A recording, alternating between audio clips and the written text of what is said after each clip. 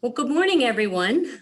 Good Thursday morning. I'm Sally Durstein, and I lead our team here at the Family Business Center. And I want to really welcome you to joining this morning. I'm glad that you're joining, whether you're from your work office or your home office or on your Peloton, or whether you are joining us later offline. Since I can't see many of you, I do know some of you who are joining, so I'd just like to welcome some of you by name. So welcome to Karen and Ryan and Roger and Sarah. And thanks for joining us, Brandon and Paul and Ron and Rodney and Dennis. So this is our third program of the year, and our theme this year in 2021 is creating cultures of accountability. This is a really important topic, especially in family business. And members, you should have already received your book. It looks like this, The Ideal Team Player. If you didn't receive this, give us a call. But if you read the book, you will have learned about the 3 attributes of ideal team players. And that is humble, hungry, and smart. And these attributes drive the highest level of performance and accountability. So this year, we're going to be learning about how members are recruiting and selecting and nurturing ideal team members in all of their mountains. I'm also grateful for our sponsors, our EDU sponsors, who not only provide thought leadership and experience and expertise during our programs, but also support the success of many of the family businesses and work very collaboratively with us. It does take a village to lead a family business. So we are going to welcome questions. You can ask them at any point throughout. If you hover over the Q&A spot, it's either going to be at the bottom of your screen or maybe the top of your screen. And again, we'll probably take them towards the end. If you have technical issues, be free to type in on the chat and Karen can help you there. And again, you also have access to this later on for members. So I always like to begin with our mission. It's very important to me. It's been our mission for over 30 years when Henry Landis started the company. It's also both of our really marketplace ministries. And that is to guide business families so they flourish as individuals, families, and enterprises. So it's all about flourishing. And this can be pretty challenging in a family business because of the complexity. So you're really dealing with 3 very different systems. The family, the business, and ownership. And when are you, talking about ownership issues? When are you in the family role? When are you in the business role? So we've created the 5 mountain model here. And families who are successful over the generations really learn how to develop these 5 teams. They're teams and they're also structures. And they need to really be clear about what roles and responsibilities and boundaries or accountabilities they have in each of their roles and when to use them. So for example, Keith Brubacher, you're participating today, and when are you CEO dad? When are you dad? When are you on the board, and when are you a shareholder? So these things can be pretty challenging. So our focus today is on the family mountain. And you notice that the family is at the bottom and it's larger. That's very intentional. We all got our start in our families, and I believe I speak for all of us that the family is really at the heart of our lives. Families bring us joy and also pain. We care deeply about our families. And when new members join, we celebrate, whether that's through marriage or adoption or birth. And I'm still riding on a high since Parker joined our family about a month ago. So what you're viewing now is a blanket, a very soft blanket that our daughter and son-in-law gave us just a few days ago to express their gratitude for Gigi in action. So some of you know I spent 10 days in quarantine here in the office, sleeping on a cot, so that I could go be with them for several weeks to care for Corbin while they were in the hospital, and then to spend time with the family and care for them for a number of weeks. And that time was priceless and very sacred, treasure time that I'll always keep within my heart. So family is at the heart of our lives and often our businesses as well. As we know, it takes a lot of family energy to start a business, but it also takes a lot of family energy to sustain the business over the generations. So I'd like to talk just a little bit about the stages up the family mountain. So if you see this chart, what we're always working at is we want to build strong, resilient families while leveraging our competitive advantage in the marketplace. So, you know, we put a lot of energy into the business, but what about the family? So while we're going to focus on the family, I also put the shareholder, you'll notice on the side, the forms of ownership on the side, because it's pretty parallel, at least in the beginning. So the three major forms of ownership, the controlling owner, the sibling partnership, and the cousin consortium. Today, by the way, we're hearing from cousin consortiums. This is a way for you to assess kind of where you're at and also where you might want or need to go. If you want to learn more about those ownership forms, I'd highly recommend Yvonne Landsberg's book, Succeeding Generations. So if we look at the stages of the family mountain, all of our businesses, they start with the founding family. There's mom, there's dad, sometimes young siblings. So one generation employed in the company, often pretty small. Now the family leadership, that's often mom. Mom is often the glue of the family, or we sometimes say the CEO, the chief emotional officer. And it brings to mind Josh Ballmer, who I know is also participating today. Josh's grandparents started their business, Penn Valley Gas. And Ruth would make lunch every day for the family who was in the business and also for employees. So the impact of the family on the business was pretty high. And that may be true in some of your family businesses, is the founding level. And then that next number 2 stage, the tweener family. That's when, you know, the first round draft picks, the spouses start to come in. And so there's often 2 generations in. Mom, sometimes still the leader. Sometimes there's an informal leader or volunteer that comes in. Sometimes the family meets weekly at the dining room table, the family room. But often the impact of the family on the business is a little lower than because so much energy is going towards the business. And then the third stage is the emerging family council. Here, sometimes we have 3 generations employed in the company. And here's where we need to really start thinking about policy development. You know, what are the expectations between the family and the business? Sometimes, again, there might be another volunteer that comes in. Like in the example, Huber has presented a number of years ago. Laurie is a sibling shareholder and was not employed in the business. So she was the family council chair. And since then it evolved, and now they take turns as couples really serving as kind of the family council leader. And then that last stage, an active family council, where it's a little more formalized, much more policy development and much more intentional connections and education. These are larger companies, often 30, 500, and often the family leader might be part-time or full-time, but is often appointed by the shareholders or elected, often paid. And so we're going to be hearing 2 examples today around that, but often the family then is more on par as far as development with the other mountains. So tending to the family, especially in the 3rd generation and beyond, requires 2 things. It requires leadership or a family champion, and it requires structure, which really provides a place to create the meaningful connections, education, and the communication and clarity. And so I am delighted that today, both Brittany and Dwayne accepted my invitation to join and to participate today and to share. And they share quite a bit in common. They're both long-term members of our community, over 25 years. They both presented in the past, so this is not their first rodeo. And they serve as family leaders in their family business system. They are the champs.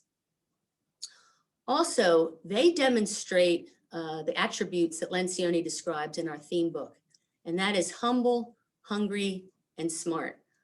It's just who they are. And in fact, their education and their background lends itself. Brittany has a MA in counseling. She was a guidance counselor. And Dwayne is a pastor. So they're also very open to accountability and very much of a stewardship mindset. So it's been a privilege for me to guide them and their families up the mountains, and we're eager to hear more from them now. So it's important that you understand their context. So I'd like to start with Brittany. So welcome, Britt. So I'd like, Brittany, if you could share with us a little bit about your family and also about your business. So take it away. Sorry, had to unmute. Thank you, Sally, and thank you for that introduction. You also model all of those things, and we are always learning from you, so thank you. As Sally said, the family is really at the heart of what we do, so we thought it was appropriate to start with a picture of our family. This is our G2, G3, and G4 on one of our family retreats in Delaware. So there's the McVall / Hiller / Lukens family. And I feel like this picture summarizes like a lot of what we're going to talk about. It's really about loving each other and having fun together. And you can see here that we enjoy doing that. So if you go to the next slide, I'll talk a little bit more my specific family. This is my husband, Eric, and I, and our 5 children. We are a blended family. So the 2 on the outside are Eric's kids, Annika and Paxton. And then the 3 in the middle are mine, Emerson, Cooper, and Brody. And so the blended family is a little bit like the family business where there's a lot of complexity. So I think that I am often applying things that I apply at the family business also in a blended family. So I have a lot that I'm learning and continue to learn about complexity of relationships and how best to lead and guide through that. So the next slide is the entire McVall family tree. And so as I talk about our business and talk about the rest of the morning here, this picture will help everyone understand where I'm coming from when I talk about the different meetings and the different generations here. So the McVall family, our business, Laboratory Testing Incorporated, was started by Robert McVall, who is G1. It's my dad's dad, my grandfather. And my dad, so this is different maybe from some G1s, is my dad actually started it with him. So G1 and G2 kind of started at the same time. Robert being the leader though, and the first president. So Robert and my dad, Michael, and his brother, Rob, started the business with their dad. And later brought in their brother, Tom. So then there's 3 brothers. And then they have a sister, Joan. So that's G2. There's 4 of them. Joan was not involved in laboratory testing for many years. In fact, my grandfather bought her a restaurant because he did not want her involved with the laboratory testing part of the family business. So it was the 3 brothers. And the company was very young and experienced multiple crises. One being my dad's brother Rob wanted to be bought out when the company was very young and at a very fragile state. So that caused a lot of family pain. And for years, G1 didn't speak to Rob, and he experienced a lot of pain because of that. There was a lot of things that weren't spoken about and kind of just swept under the rug. Then years later, my dad helped to facilitate him re-emerging back into the family once he had kids. Then also later, there was a lot of difficulty and pain with Tom. And that's when we started using the Delaware Family Business Center. And he eventually had to be bought out because of divorce, but there was also a lot of his behavior and values weren't always lining up with the family. So G2 experienced a decent amount of pain and complexity. And we saw that in the third generation. You can see then between Joan, Michael, and Tom, there is a lot of grandchildren. You can see that G3 really grew in this time.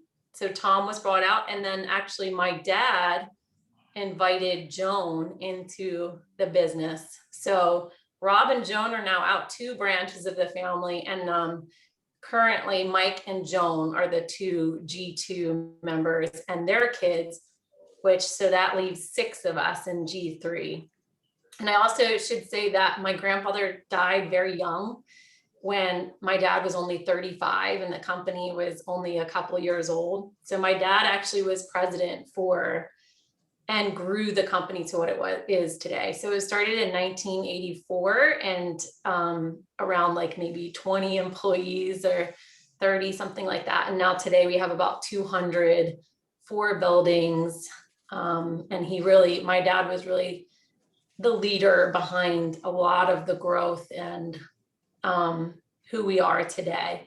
He modeled a lot of what I'm going to talk about. And Joan, she really stepped into that mother role, I would say, in the later years. And she modeled for me and the rest of the family about how important the family is in the family business. And she became a leader. And so now that takes us to G3. We are the current shareholders. And I can talk about this in a future slide, but our parents decided that they were going to half gift us the shares, and then the company would buy out half of the other half, which is all in a trust. And I'm going to get to that sooner, but and then you'll see now G3 has done a decent job creating a G4. And now there are in the 2 branches that are currently the shareholders, there are 13 G4. So if you want to go to the next slide, I can talk a little bit about, the family is obviously the heart of this business. And I just gave a good little summary on that. But what we do as the business is we are a materials testing company. And we have all different types of testing: destructive testing, non-destructive testing, calibration. And there's a lot of different industries that we do testing in: aerospace, space, defense, power gen. We have all different customers. We do work for Pratt Whitney and Airbus and Boeing. And it could get very detailed. Obviously, it's a pretty highly skilled business, but I am on the family side, so I don't really get into the testing too much. So that's a good little introduction of our business. The next slide, and Sally, tell me if you want me to give any more. Yeah, so as you can see from what Brittany explained, she also, in her generation, she's the only female. I don't know if you saw that from the genogram, but so Brittany is one of 4 siblings, her older brother, Brandon, and then she's the second one. And then her cousins, who she's a shareholder with, are also male. So yeah, Brittany, now tell us a little bit using the mountainscape. And again, these are tools that are really helpful to keep some of the complexity a little more clear. Tell us a little bit about your roles, because you're in quite a number of mountains here. Yeah. Okay, that's a good point, Sally. Thank you. The mountains have been really helpful for me to help figure out all the different roles that I'm in, and even the rest of the family. So these mountains have been great for educating each other, but also like personally helped me define my role. And so right now I'm in, I think, all of the mountains. In the family mountain, I'm our family council chair. And I run meetings so in the family council, we have G2, G3, and G4. So I run meetings to educate the family on the policy, the family policies, just to spend time together to build family muscle and spend time together. also to educate them on the mountain system and just the complexity of family business, the legacy to, continue the legacy, talking about being good stewards of what we've been given. So philanthropy, all of that in the family mountain. And I don't know if you want me to go into more detail on that, but I can later on. And then yeah, let's do that later. Yep. And then the shareholder mountain. Currently, I think what we're calling the shareholder liaison. So I help with Sally and our board chair. We hold 5 meetings a year to develop the shareholder mountain and to build the family muscle in that mountain and to develop policies and our shareholder agreement. So we're doing a lot in that mountain. I meet with Sally and Paul, the chair of our board, and coordinate agendas for meetings and work with the family on what our goals as a family are and help to move the dial on a lot of things that we're doing there. I sit on the board with the rest of G3. And so you'll see in our board mountain, we have a board chair and then 3 other board members and then G2 and G3. And I take the minutes also, which helps me understand everything at a deeper level, I feel like. In the management mountain, my brother is the president and I have, so there's 3 G3 members in the management mountain who have either president or directors. So that's my brother and my cousin Mike and my brother Brad. So out of G3, the 6 of us, 4 of us are working in the business. The 3, either 2 directors, president, myself, which I'm the family relationship officer, and then 2 G3 members who are currently not. So you'll see them in the family mountain, in the shareholder mountain, in the board mountain, but they're not in the management mountain. And then we have, so in that role, in the business, I connect what we're doing in the shareholder mountain and the family mountain with HR.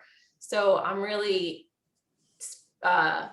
helping with the culture. I'm helping to deliver on things that we talk about in the family mountain and the shareholder mountain, how we want our family values to be lived out in the company. So I'm helping plan and coordinate events and initiatives to help meet those goals. And so I meet with our HR director all the time, and I'm helping him deliver on these goals that the family is very passionate about.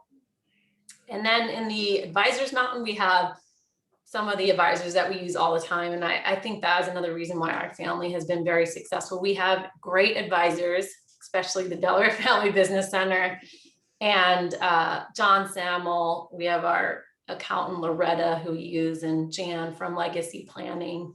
And we really value them, and they've been great leaders to us. But I, a lot of times, am connecting the advisors to the family with education opportunities in some of these meetings, and I meet with Sally a lot.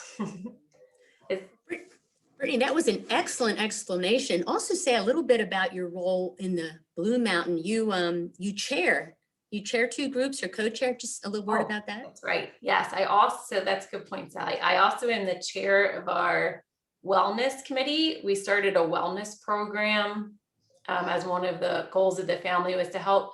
We just want everyone to be healthy. And so I started a wellness committee and chair that committee. And we as a committee come up with ideas and ways to help the company be well, healthy, not just physically, but emotionally and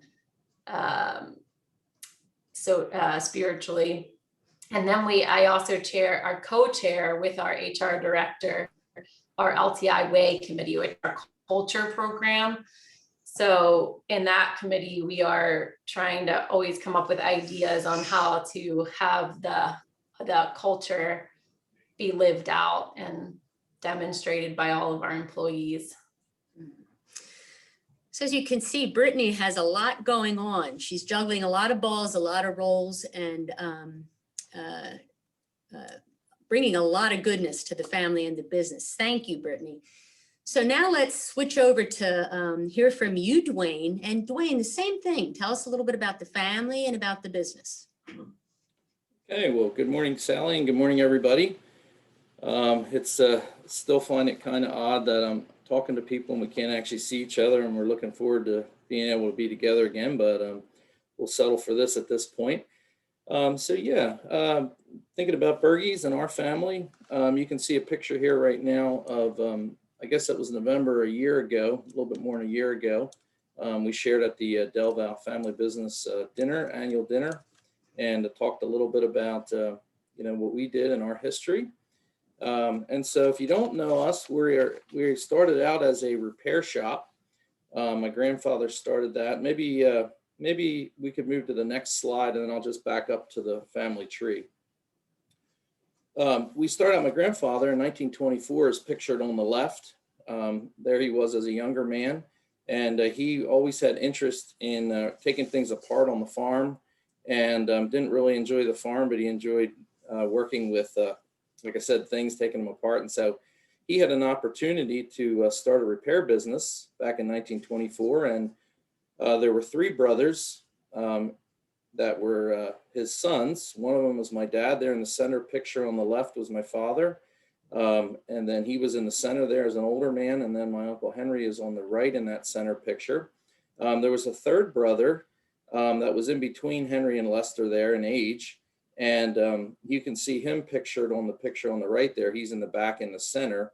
So there were three brothers originally. Unfortunately, there's only two families that are involved now. It was, as Brittany shared in their story too, there was some pain around that, but that happens. And in the center then on the bottom, you see my grandfather as an older man. They're probably in his 90s, and he would come into work regularly there in his 90s until he fell and broke his hip, and that was pretty much the end of him coming into work.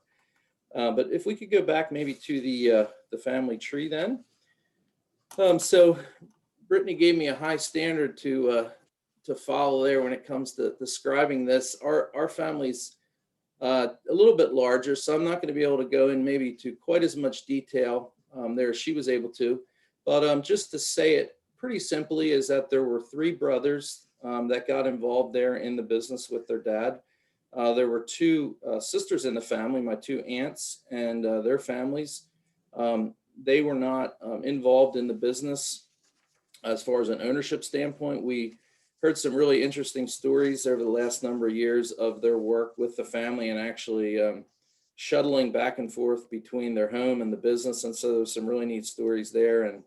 And they were very helpful in the overall picture as well. But back in that day, things were done a little differently. We've changed that whole model today where, no matter what gender they're involved in the ownership of the business. But in this case, back in that day, there were the three brothers. And then you can see all the different circles there. I don't know, Sally, how much detail you want me to go into on that, but you can see there's a lot of different people there that are involved today. Maybe we can touch it more at a summary level in maybe when we get to the mountainscape slide. Yes. Does that sound okay? Absolutely. Yeah. Would you like to move that there? Anything else that you'd like to say about your family? No, I think that's good. If you go to the one slide past my grandfather pictured there, he's actually on the next one too. But just that was a graphic there a little bit. That was his shop when he started with the gas pumps out front back in the 20s. And then pretty much in probably the first 30 years of the business, it was just an independent repair shop selling tires, retreading in the 50s. In the 70s, we got involved in franchises. So like Chevrolet, Chrysler. We pretty much have all of the major American brands today on the light duty side. And then we got involved with Mack, Volvo, Hino, Isuzu on the heavy duty side. So we have a number of locations from Trenton, New Jersey down to the south of Delaware out to York, Pennsylvania. So that just gives you a little bit of an idea of the footprint. And there are over 25 family members now that are involved in working in the business on a regular basis, with over 20 that are shareholders. So maybe if we could move to the mountainscape slide. So on this one, you can see a little bit of the head count in each of the different mountains. On shareholder, we'll go to the one on the right first. In G2, we have one left.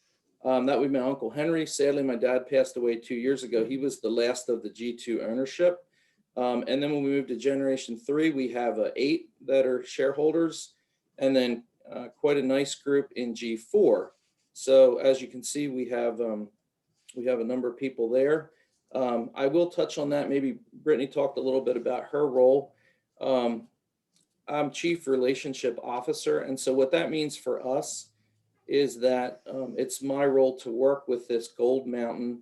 And she used the word liaison, which I really like, and I use that myself, kind of a liaison between our shareholder group and the board, and also the family and management. So it's kind of, there's a lot of things that go on a daily basis with that.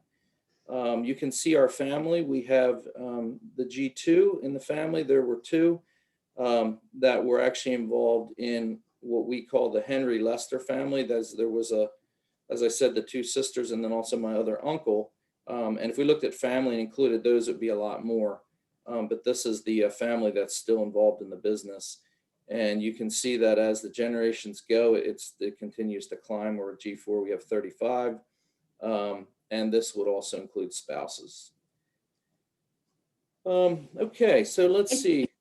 Just a word too, Dwayne, about, so you're in the family, you're in the shareholder, the board. Talk a little bit about your role on the board. Yeah, so our board is made up of 4 family members, and then we have 3 outside board directors that are not family. And so that's been a really good change for us in the beginning. Like, we started our board back in the 90s, but it was more looking back, what I would call a management board. So like tons of decisions went through that group. Today we have more what you would see as an advisory board.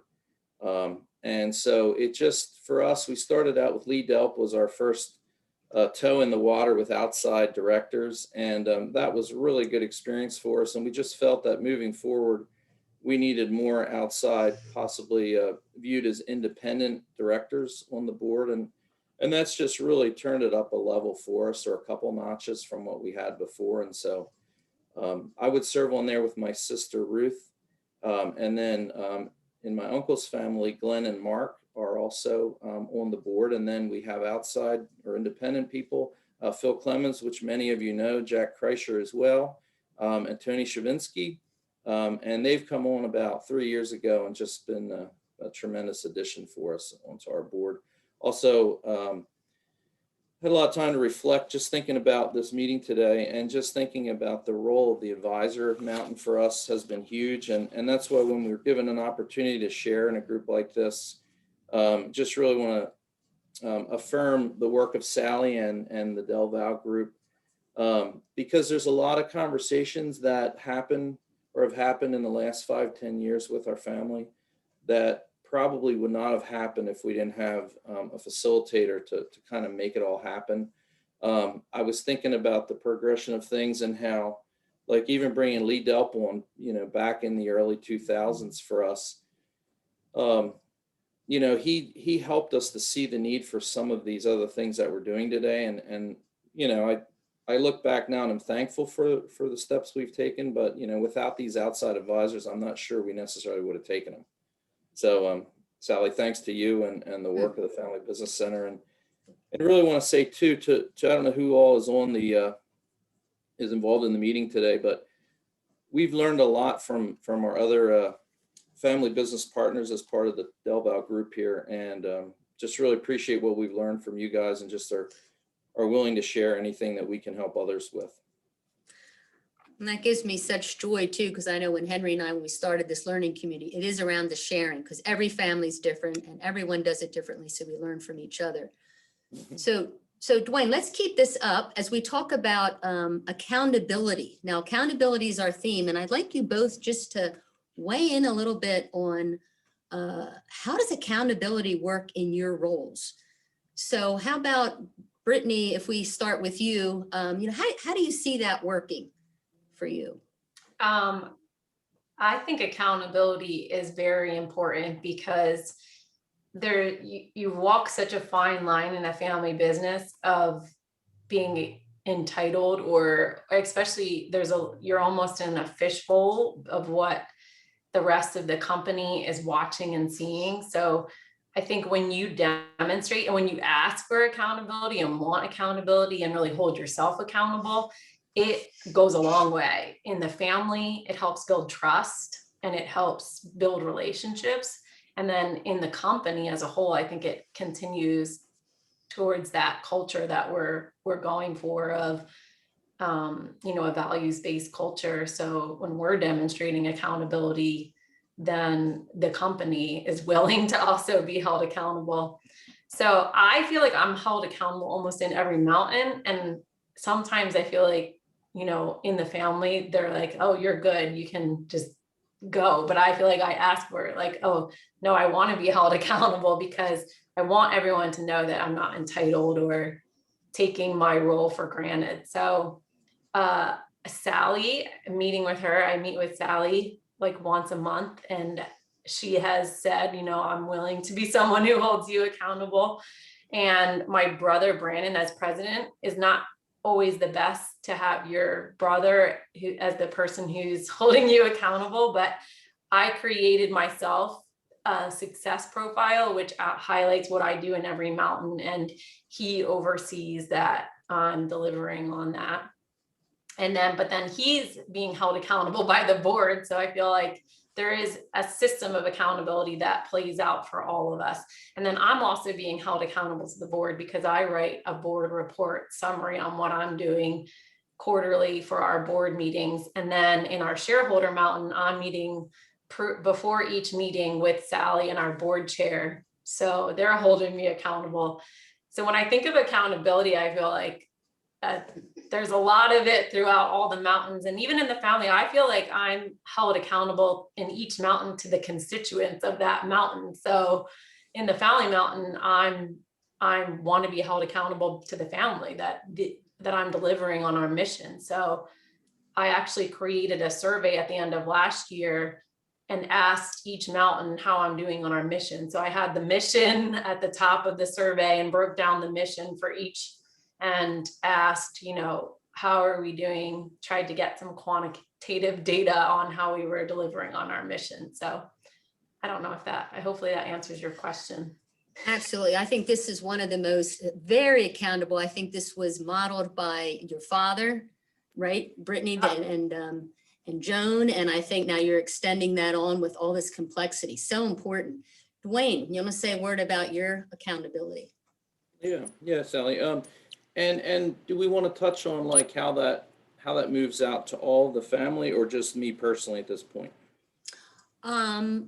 Either. I mean, you can talk about you first, and then why don't you move out to the rest? Sure. Thank you, Dwayne. Okay, yeah. So in my role, I report directly to our CEO. So that's Mark Berge in our case. And then he gives me the directives and the initiatives for the year. And then periodically we meet to go over and see how well we're doing to the plan. Also in my role we call it the CRO, the Chief Relationship Officer. This was a position that was advocated for by our board and our outside directors. And so there's a level of accountability there as well, where they're coming to me and saying, hey, you should be doing this, you should be doing that. And I have opportunity also at our board meetings to share each time we meet, just kind of telling them what I'm doing and getting feedback from them as well. I really liked what Brittany said about the whole idea of when you're working in a family and you are a family member, there's, like she said, a fishbowl, and we really see that. And I think that's part of, like in my role, is educating our family members that work in the business to say, look, you're in a fishbowl. Not everybody sees that as fair all the time.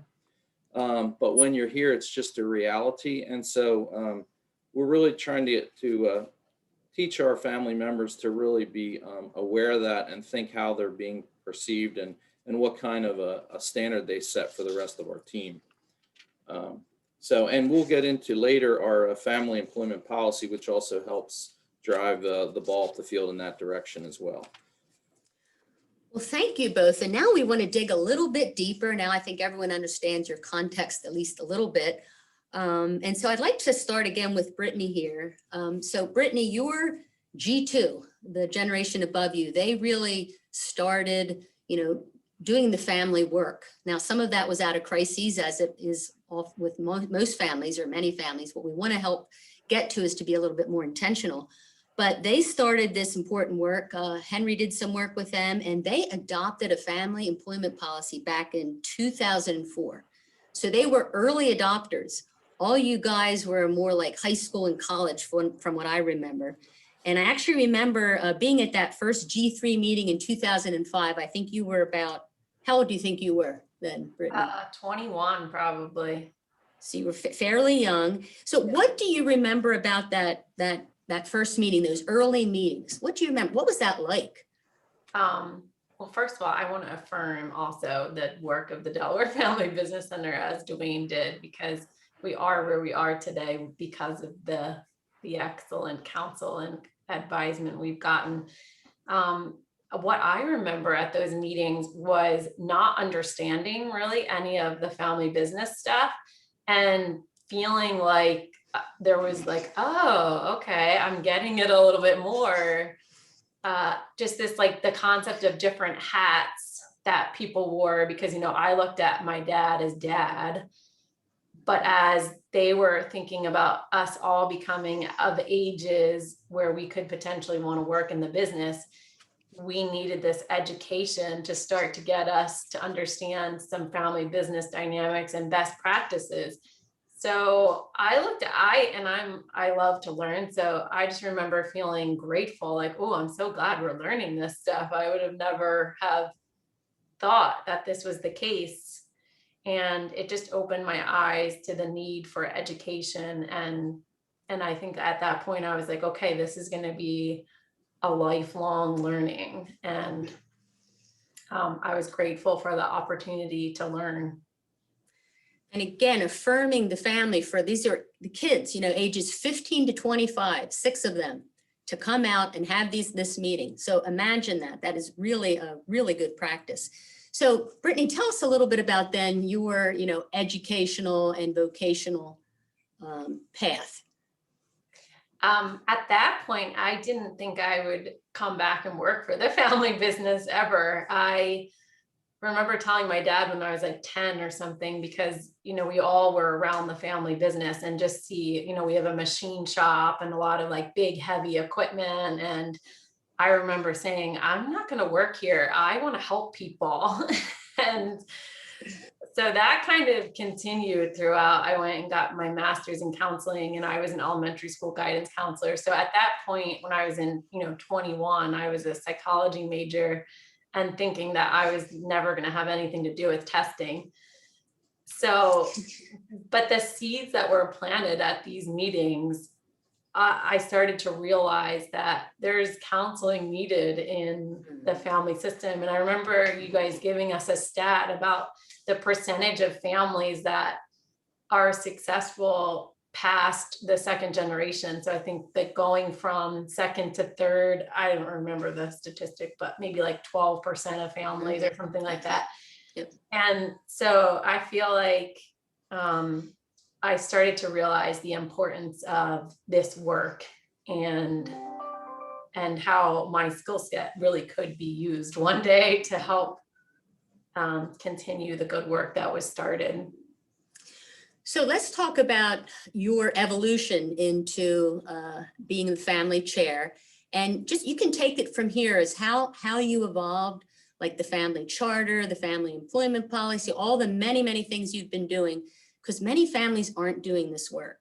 And so tell us, we want to dig a little deeper. Tell us. Well, I feel like G2 really modeled this for us. And I think what we saw from G2 and being a family that spends a lot of time together. And I think that's, if anything, our family is a family that always spent a lot of time together. So in the second generation, with our parents, they were having us cousins be around each other a lot. And we spent a lot of time together. And my 2 other cousins who are in the business were really like brothers to me. At one point, we lived across the street from each other. And so we watched G2 have a lot of pain. And I think as G3, we were so motivated to not have similar pains, and just how much we loved and cared for each other. We didn't want to repeat what G2 had repeated. We didn't want at one point for us to have a sibling that we weren't speaking to. So we were looking at this work as more preventative.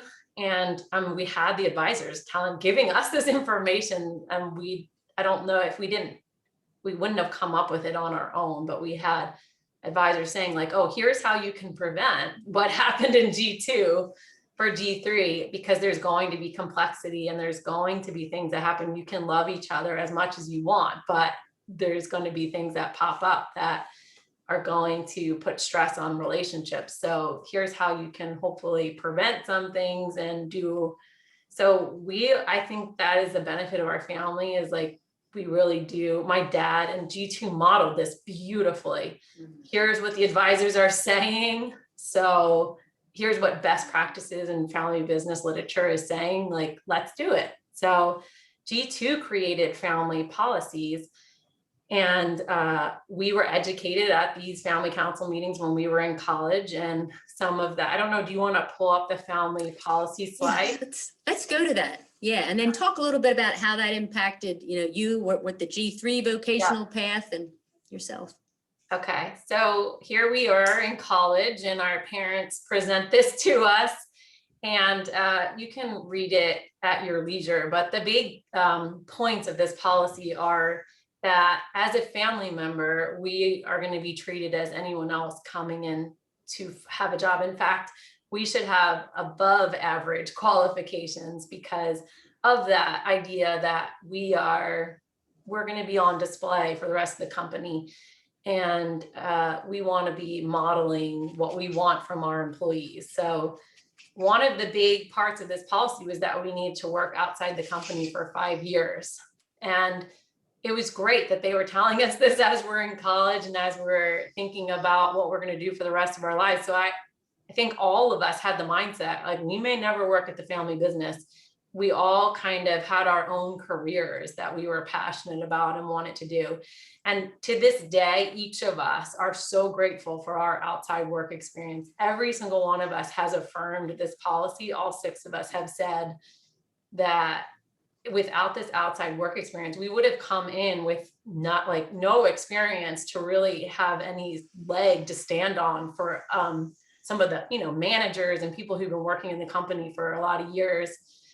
So especially my brother, who is now the president, he worked for Vanguard, and I feel like he came in with great experience in a corporate world to bring back to the company. And right now, the youngest of the G3, he is currently working for a hedge fund in New York City, and he's going on his 10th year of outside work experience. And I talked to him the other day, and he was like, I think we should change it to 10 years because I'm just feeling like I could come back and bring a ton of wealth and knowledge. And so we're grateful that our parents set this up, because when you come out of college and you're 22, you don't know what you don't know. So you think that I can come in and I just had 4 years of school to come, but the experience in the world is so beneficial. And then when you come in, you can have above average qualifications. And so this policy is really set in place to hopefully prevent, and it takes it away from the family a little bit, because we can kind of say, this is what our advisors have advised us, what's best for the family. And we can execute it the best we can. Now, there's still going to be pains. And we actually, so this was 2004, almost 20 years that this policy has been in existence. One of my cousins, my brother, took the role of president in October 2019, right before our crazy year of 2020. And I want to say 2 weeks later, my cousin applied for a job. We followed all the policy. He put a letter into the president.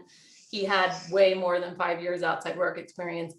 And if there was an internal candidate who was more qualified, and we followed the policy, but there was still pain around that.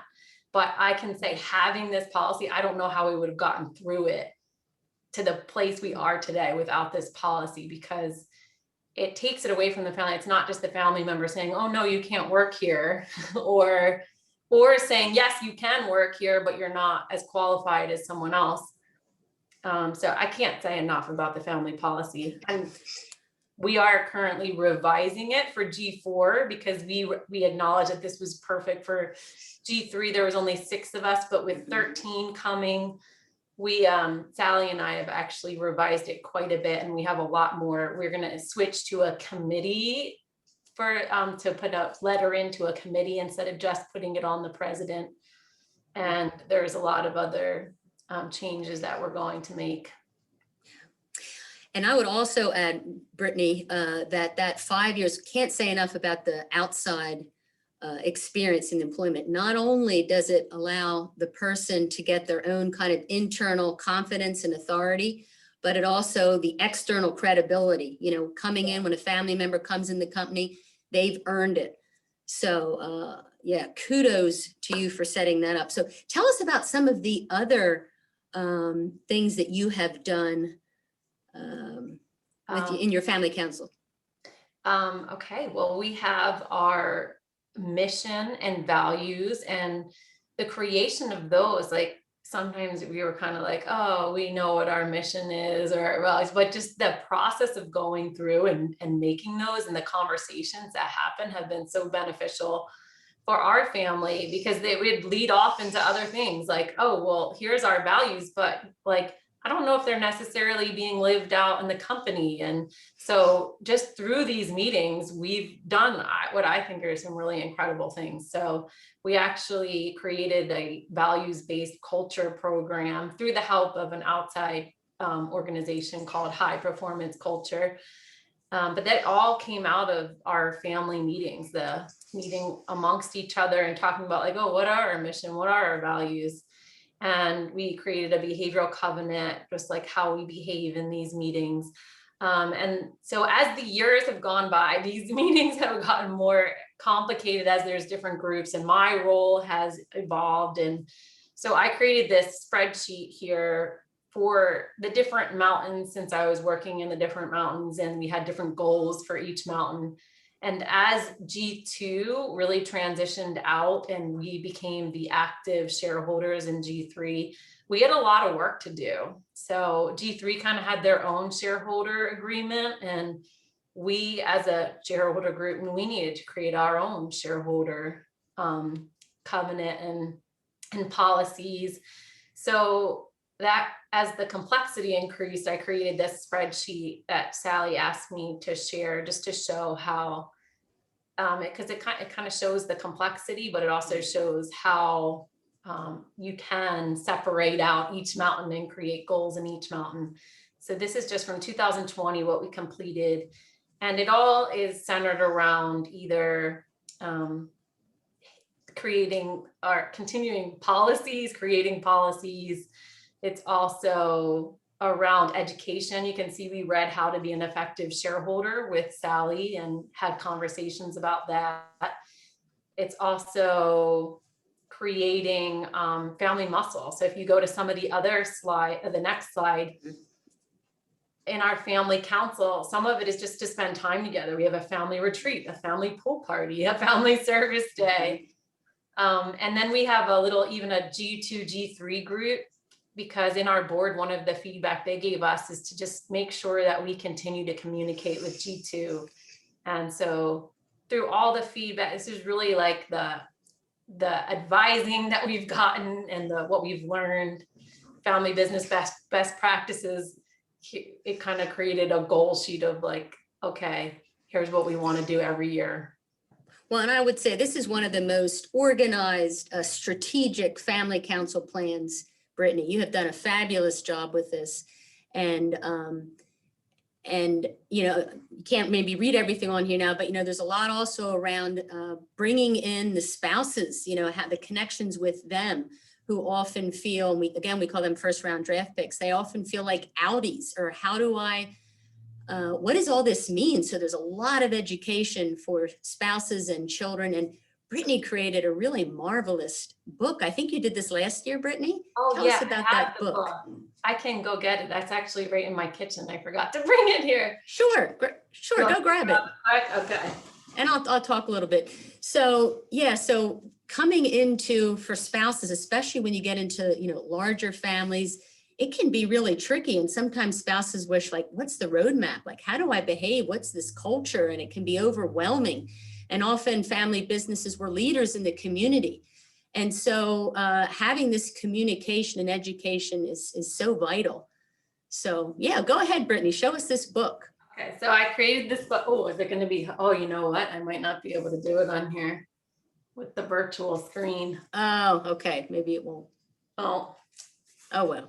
Well, okay. Well, you can talk about it. I can talk about it. I created a book for our family council. Oh, I kind of think, no. I created a book for our family council just with the mission, the values, and it was really mostly for G4. So it's kind of like in kid language for parents to read to G4 to try to get them early started on the education. So it has our mission, our values, how we want to be good stewards of what the previous generations have started. So there's pictures of us serving and talking about philanthropy and what the business does. So there's like pictures and sections on the business and what it does, and then the mountains. And then I talk about how as a G4 member, they're in the family mountain. And yeah, so just pictures and also, Brittany, they had a family council. There was a tour at one point. Brittany's done surveys, as she's already mentioned. So a lot, and a family council can be as creative as the family or the leadership that's there.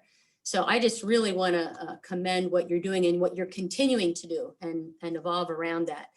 So how about if we switch now to Dwayne and dig a little bit deeper here. Thank you, Brittany. So the Bergies, as you've heard already, a long kind of amazing journey, lots of family, really strong work ethic. And I get this as well. I mean, we're working, we don't have time for meetings. What's that? So they work hard and they play hard. They're at the mountains, they're athletic, leaders in the communities, very generous. And there was an error of the kind of the G2 leadership for a long time and a big span. Dwayne might have mentioned it. Henry, from the oldest down to Lester, Dwayne's father, 18-year spread. So Dwayne, tell us a little, and this is common in other families, Dwayne, tell us a little bit about, give us a window into that G2 error, and then a little bit about your path into the business. Okay, Sally, yeah. I think, you look at different errors, and I was just thinking this morning, a year ago this time, none of us were really thinking about COVID and its impact and how quickly things can change in a year. And then I look back on my time here, and it's been over 40 years that I was working from a little person on up. And in our culture, I really liked what Brittany and Lab Testing are doing as far as the family employment policy, but our policy only requires 1 year outside service. So if her brother would hear that, he'd think we have it messed up there. But that was a real challenge for us to get 1 year, because in our history, like still remember my granddad, the founder, you'd be working in the different parts of the business, and he would walk by you, and he was a man of few words, but he wouldn't say a whole lot, but he would just smile, and that was sort of, your little check mark that you were doing good, that you were involved in the business. And if you wouldn't work in the business and if you would leave, that would have almost seemed to him like disloyalty. Mm-hmm. And I know that's not uncommon in other businesses, so it's not like unique or special, but it's really been a little bit of our culture. And so for us to actually say to our young people now, oh no, you have to leave and go work somewhere else, that just to get 1 year was a stretch. Now, some of us would like to see that grow to longer, and I think in the future it might. But it's still, it's only 1 year, but the experience that we've had through that has been really good so far. like Brittany said, it just gives them a leg to stand on. And so, yeah, but it definitely wasn't easy to get that based on our culture, because the whole thing was your involvement in the business and what you were doing actually in the business. And as Sally alluded, when we started meeting with Sally and having some of these meetings to work on the family and things, people almost seen that as not working. Kind of like, no, I need to be selling cars. I need to be putting tires on vehicles or delivering. I need to be doing something valuable. This is not valuable to be sitting in meetings talking about strategy. And but it's been a good good time for us just to look at it and say, no, that actually at the stage we're at, that's very important. And if somebody isn't watching out the front of the boat for icebergs, you can be rowing all you want down at the lower level, but somebody's got to be watching out. And so it's been really good. It's part of our changing as a family. But as Sally mentioned, just the idea of building family muscle. For us at like my level, Sally mentioned my dad was 18 years younger than the older brother. So my dad basically grew up with the older brother's son. So you could almost see them as cousins in a way, even though he was their uncle. And then I grew up with my cousin's children. And so I refer to them today as my cousins because largely we grew up together. So we did all kinds of stuff like, camping out in tents to playing hockey on the ponds. We put hockey team. We're a big hockey family. So we would put teams together to play down at some of the larger rinks around Philly. And there was just those kind of team building and family muscle events that, we rely on today because we have each other's back out on the ice rink, and now we're working together and we still have each other's backs, But the big challenge for us was to say, okay, that next level now after me and my cousins at Gen 3 and 4, like I'm the youngest of the Gen 3 and I work a lot with the oldest of the G4s. And so we say, how do we build family muscle among the next gens? And that's something that really we have to be intentional about. And Sally has really helped us with that. But we don't, sometimes it doesn't come natural unless it's just naturally what you do or who you hang around. And so we've done things like, family retreat every other year. We get together all as a family. And that was new for us, but it's something that we're doing. And then if in the off year, when we don't have that, we have like a nice evening where we just bring everybody in, spouses and young people and everything, and just talk about the business and what it means. As part of my role too, I'm supposed to meet with like each of our shareholders and the younger family members just to talk about the path into the business and kind of so that they don't walk into it and are unaware, because a lot of the feedback we get is, well, Dad, you didn't have to go outside the business and work, so why do we have to? Where in Brittany's case, I was just thinking as you were sharing there, it was really neat that your family kind of set the table right up front. Mm-hmm. Yeah. And in our case, we didn't have that, so our culture was the other way, and to move to it is a little bit more cumbersome and laborious, but we're getting there. And so my challenge would be to everybody listening, if you're not on one of these paths, is don't look at the task and think it's not doable, but just start where you can and just begin to move the ball up the field. One, Dwayne, I would really affirm your family because you were on a groove. You're growing the business. Everyone's working hard. And then you pushed pause to really invest in this work. I mean, you made changes on all the mountains. When we started in 2015, there were, I think, 23 interviews with every family member, including spouses. There were sibling meetings, there were cousin meetings. Out of those meetings grew, people shared their hopes, their concerns, their questions. And then we came out with themes and we said, well, who's willing to serve on this task force or that task force? Or how can we begin to move towards a family council? Because you're trying to do shareholder development and family council work together. Mm-hmm. So, I mean, this is a huge task. And while you're doing that, then through that process, you're electing outside board members. That's mm-hmm. part of that. You're moving more into the CRO duty while you're also leading management in the tire. I mean, you didn't talk about that much, but you're trying to juggle that. Now you're finally in full-time CRO, and you're also moving from, I believe it was 3 voting shareholders to now 20. So there's a lot going on in the last 5 years. Yeah, that was huge for us, where before, as many of you can imagine, if you have 3 voting or 2 or whatever, I mean, you just get those people in a room and you can make things happen.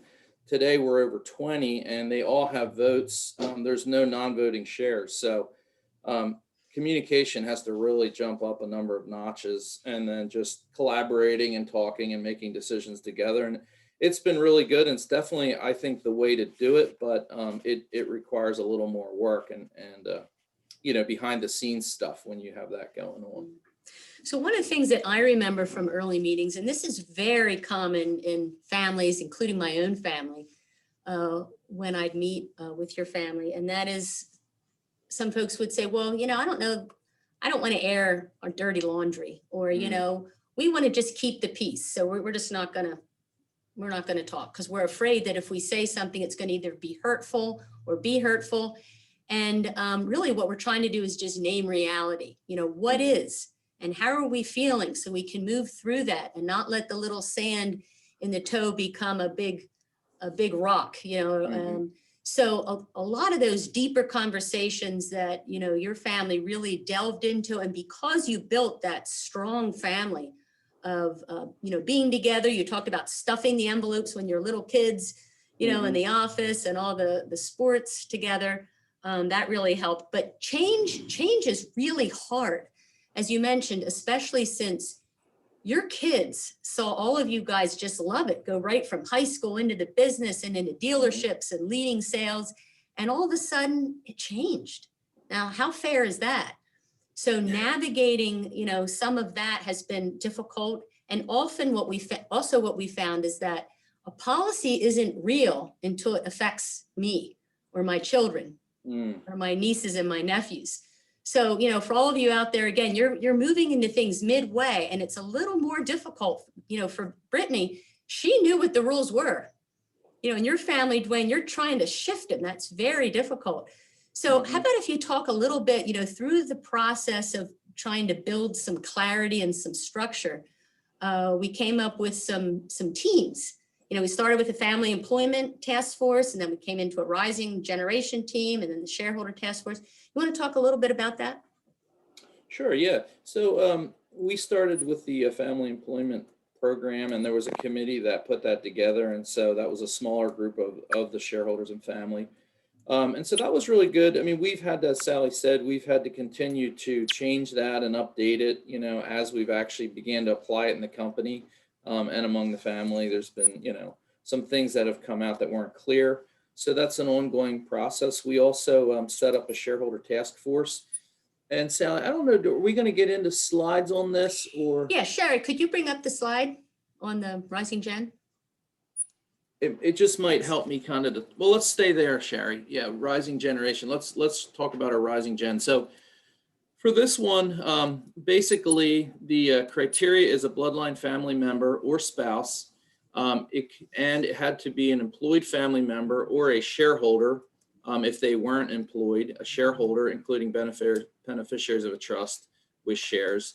They also had to be 18 plus years of age. And one of the requirements we put on them was to go through our mentor program, which we'll talk about a little bit, maybe later. I think we have that on a slide later, Sally. Yeah. But basically what this shows, what we have here with the Rising Gen is it allows the people that might not even be shareholders yet, or that maybe they're not on the board or they're not on any committee. It pretty much invites everybody in to just get to know each other. I mean, Sally always starts with a, how's everybody doing? Giving a little update in their life. And that's been, for us, that was kind of work. Like we're like, let's get to business, and it's like, no, we got to stop and actually talk about how we're doing. So then we would go around and say, and so much good came out of that as we learned what was going on in each other's lives. And so that was really good. We also talk about what's happening in the business, with the family. So there's just that whole idea of communication and sharing and having a place where people can be open. And then also the idea of gaining trust and confidence in yourself. People would talk about if they're working, a lot of them did work in the business at these meetings, so they would share what was happening in their location or their dealership or wherever they were working. And then just learning what does it mean really to, be a shareholder, if they were or they weren't, but, learning what it would mean to be a shareholder, and then also how to have an effective board. And it was just really good. This week we had our annual shareholders meeting, and our 18-year-old daughter went along with me. And we had a really good talk going into the meeting and then afterward. And some of the stuff was a little, she didn't understand everything because it's new to her. But I said, this is really important for you to learn for the future, how to be a good shareholder and understand what you should be looking for and how important a board is. And so we just see it as a teaching opportunity, just to talk about this stuff with our rising gen. And I think something Brittany said really caused me to think a lot. When we look back at things that happened in our family that didn't go the way that we really wanted them to go, where someone is bought out or whatever, it really causes the next gen to look at it and say, how can we avoid that kind of thing from happening moving forward? What can we learn, not in a critical sense, previous generations, but just saying, what can I learn? How can I learn from that? And that's really also helped us, at this next generation level to say, let's talk about these things, before they get to a point, where somebody gets bought out or something like that. And I would also add, Dwayne, some of the things we did is we brought in the board, outside directors. They came in and introduced themselves and talked a little bit more about their work at the board. We got to know them as people, also invited in key managers. So that was really helpful, and to have them there in person to get to know, because these are future shareholders. They're going to be, communicating with board directors and with managers. Yep, very true. On this one slide that you see in front of you right now, just a couple things there. We already talked about the family employment policy. There's a behavioral covenant, which was really helpful in our family because sometimes we violate some of the things in here, and it's basically just how to respect each other when somebody else is talking, not to talk over them, and listen to everybody and all that. So that was kind of needed. And then we also came up with a family mentor program with Sally's help there. And that's basically just a younger person at age 16 picking a mentor and then working through multiple meetings where we meet as a group with the mentors and mentees. And then we also, that person develops a relationship with the mentor over the years and can kind of help guide them through. It's just like their own little advisor in the family. Board observation has been really good, where for this you need to be 21, but everybody has an opportunity to sit in on a board meeting and see what it's like to be a board member and how the board functions. And that's been really, really helpful for our younger group as well. And in that case, you would have to be a shareholder to be a board observer. And Dwayne, how you do that, so they don't always stay for the whole meeting, right? You sometimes That's a good point. That might give people pause a little bit to say, what are you covering? I mean, if there's anything really highly confidential or something that, we want to keep at a board level, we just end the meeting with an executive session. So we'll go over the basic nuts and bolts of a board meeting, and if there's anything really confidential, maybe you're talking about an acquisition where you have, you've signed confidentiality agreements and things like that, then we'll just have executive session at the end. And then your family internship program, you've had some real inroads here. Yeah. So in this one, we spend time really developing two different aspects of the internship program. The first one is exploratory. So what we've created here is a program where it allows a family member, and we're looking at maybe expanding this to other team members, not family as well, to give them an idea of the company, but especially family, give them a chance to visit maybe, 15, 20 different areas of the company, from finance to tire to our retreading shop, to our truck dealerships, car dealerships, accounting, IT. Give them a chance to really see what happens on a daily basis. What we've settled in on is probably like a 3 to 4 week program where they're like almost every day they're somewhere different with another manager. And that has to be tailored to the candidate, because not everybody wants to be riding in a crane truck or, a wrecker maybe, or something like that, tow truck. But it's kind of tailored to the candidate, but we've gotten really good feedback from this. And like in our old days, what we would do is you would just basically, your dad or your uncle or whatever would say, okay, you're going to work here, and you kind of you want to do what you're asked to do, and so you do it, but you don't really have a chance to see the wide array of the company and the options. And so we really want to make this a good experience for our family. The other thing you run into sometimes is, you bring a young person in, maybe they work there for a little bit, and then it's not a really good experience because it wasn't a fit. And this internship program really gives us a chance to vet out, from the standpoint of the business and also the candidate, whether or not it's a fit for them, rather than just them starting and then 2-3 weeks later it doesn't work, and then everybody's talking behind their back about how it went. There's been a lot of work in just a few years here, and the Rising Gen Group, as we would meet, there'd be a lot of time for education, like this is what a family employment policy is. What do you guys think? We kind of craft that. And then it would go up to a group, the policies, to the shareholder task force. Now, this is a group that some were volunteers, some were kind of recommended. It shifts over the years, and the main purpose here is to really speak with one voice through proposals to the board. So Dwayne, talk a little bit about, and maybe go to the next slide too, unless there's anything on here, of what this group, because this is really kind of the leading shareholder group. Yes. Yeah, we see this as kind of a representative group of our shareholders that talk about some of the big issues. We see on here crucial conversations about all the mountains, so nothing's really off limit for us. Identifying and prioritizing issues that we're going to talk to our Rising Gen team about, which is pretty much everybody on there is invited.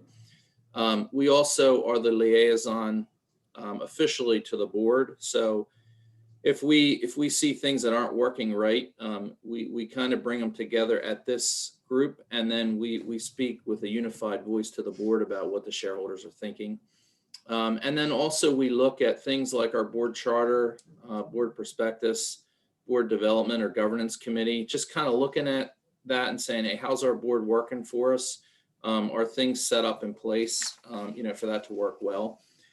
And then you can see down on that next part of the slide, the bottom part, some of the things that we've worked on. I won't touch on every one of them. Some of them we already talked about. We did a program where we help the family members with estate planning. We've found, or we identified an attorney that is working with us on this, and then we help the family member just to make sure that their will is set up, make sure they actually have a will, and then that the will or what they want to do specifically with their shares. So we don't really care where they're giving their grand piano in their will, but we do care what happens with the Berge share.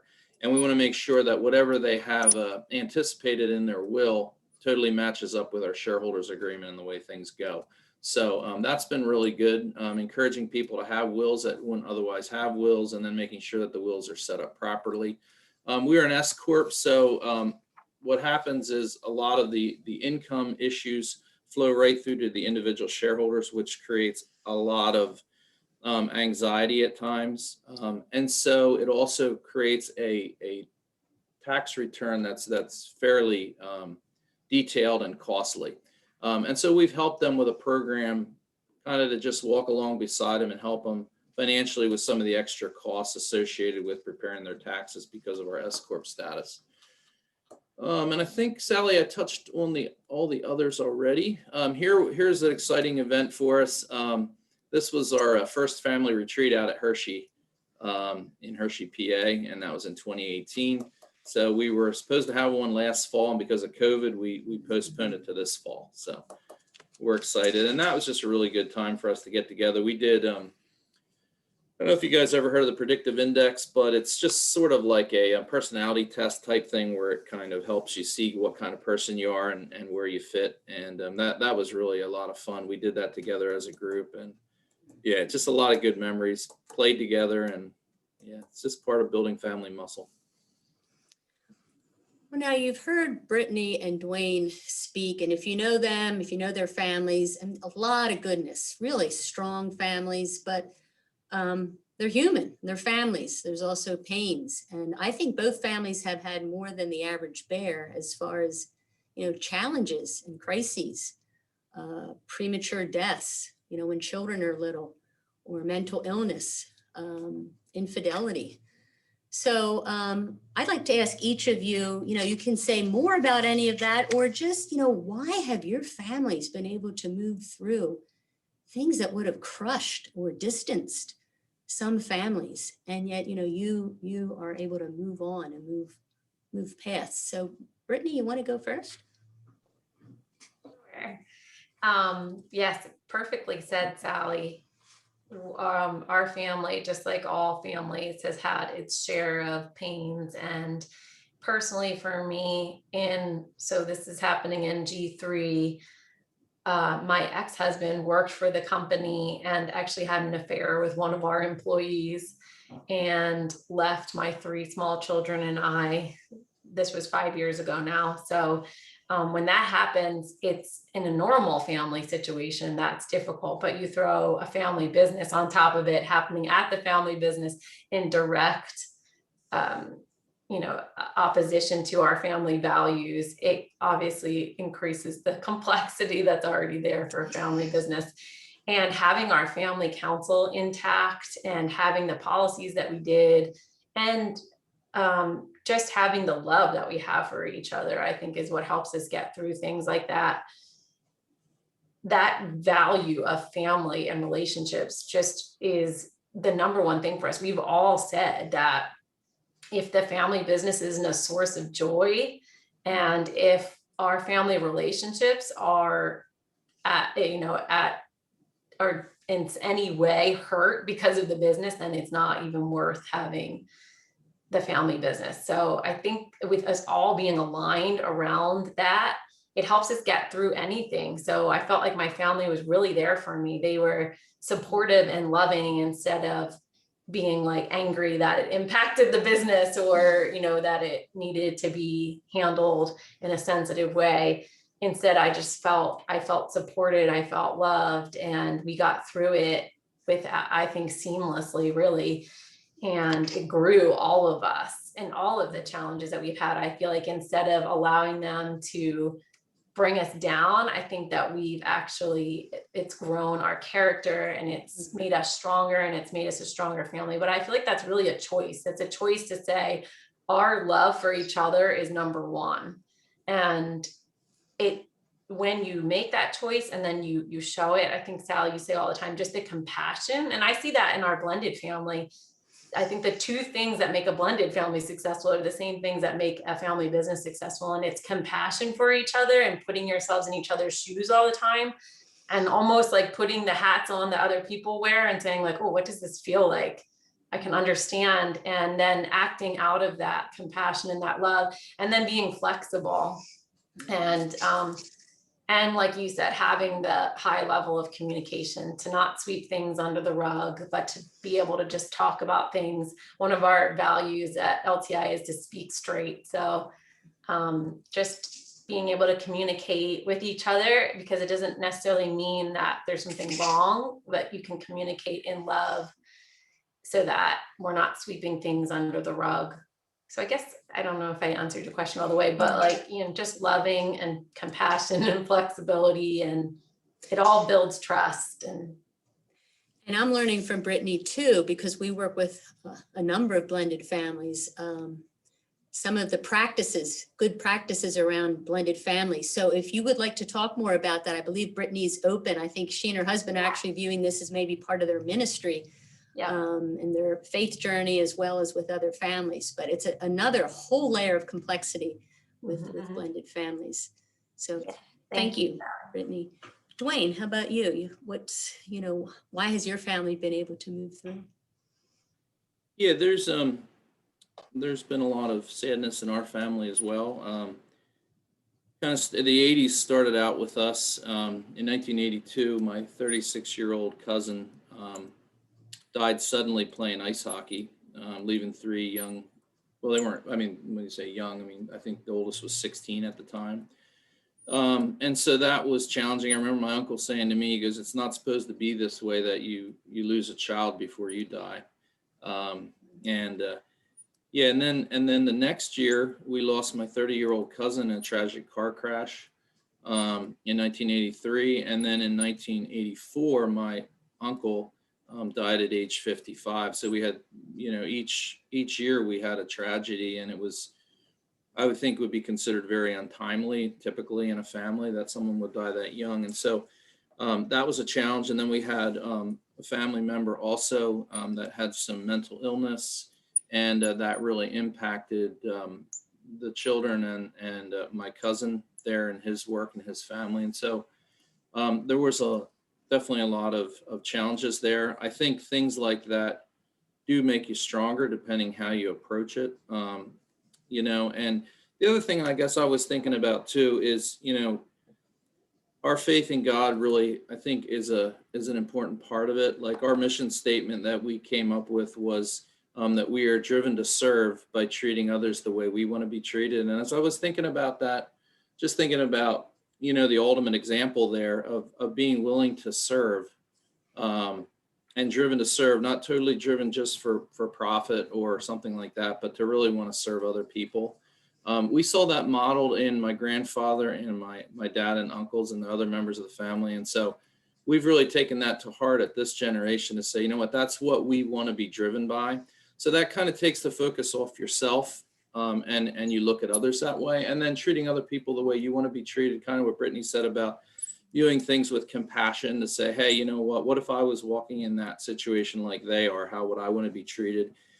And then finally, I think about the example of, you know, are we willing, does everybody maybe wants to be the head, but what if we're not chosen to lead the company? Is there another role I can play? And am I willing to serve in a role that's maybe not what I would consider the most important role? And I think about the way that the Bible talks about the church is made up like a body. So you have hands, you have feet, you have the head, you have the eyes, the ears, all of which are very important. None of us would probably even be on this call this morning if in our own lives that wasn't working, right?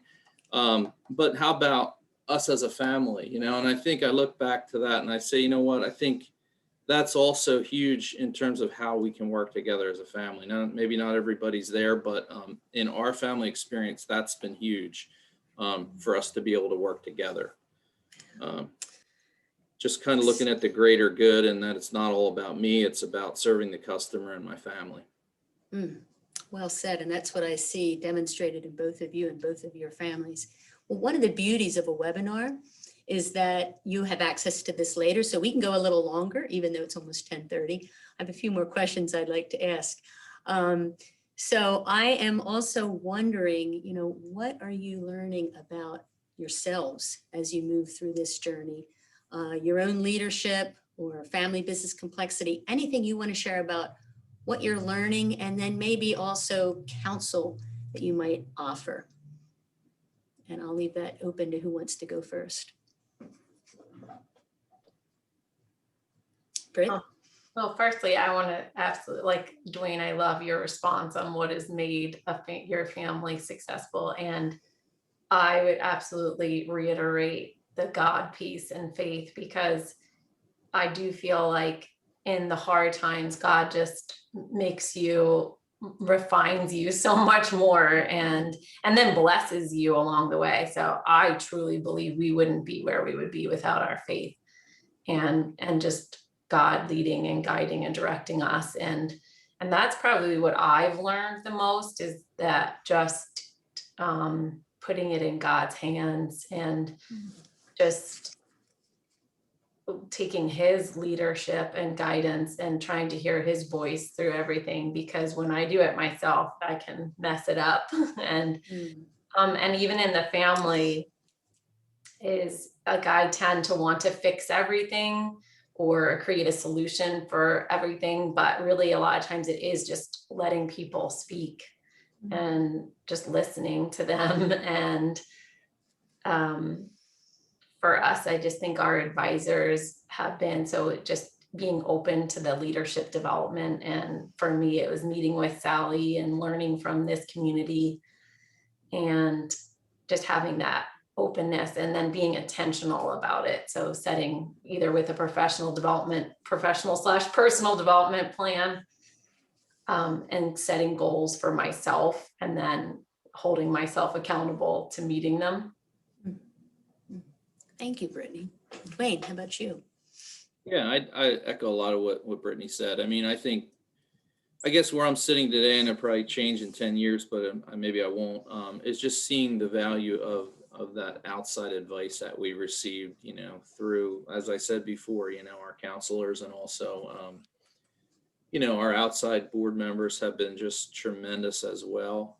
And sometimes, you know, you might fear that, well, what's an outside board person going to do?